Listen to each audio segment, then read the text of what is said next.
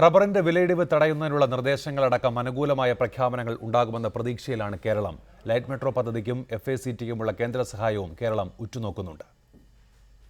Rail ബജറ്റിൽ പ്രത്യേകിച്ചൊരു സംസ്ഥാനത്തോടും മമത കാണിക്കാതിരുന്ന കേന്ദ്ര സർക്കാർ പൊതുബജറ്റിലും ഇത് ആവർത്തിച്ചേക്കുമെന്ന അഭ്യൂഹങ്ങൾക്കിടയിലും പ്രതീക്ഷയിലാണ് കേരളം.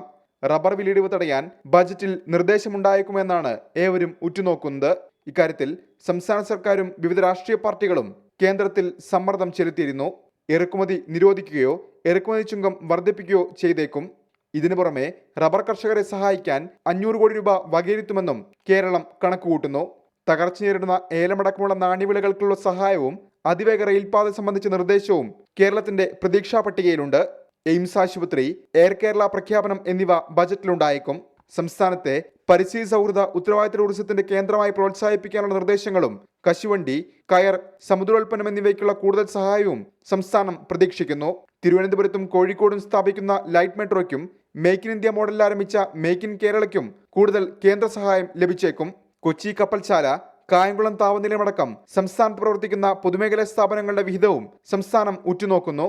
FACTക്ക് ഉപാധികളോടെ 1000 കോടി അനുവദിക്കാൻ നേരത്തെ കേന്ദ്ര സർക്കാർ തീരുമാനമെടുത്തിരുന്നു.